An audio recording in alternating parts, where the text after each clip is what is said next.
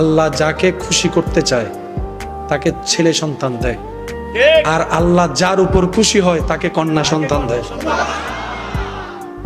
যারা মেয়ের বাবারা আছেন আজকে অন্তত বলেন আলহামদুলিল্লাহ।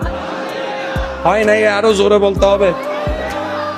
আল্লাহ যাকে খুশি করতে চায় তাকে ছেলে সন্তান দেয়, আর আল্লাহ যার উপর খুশি হয় তাকে কন্যা সন্তান দেয়।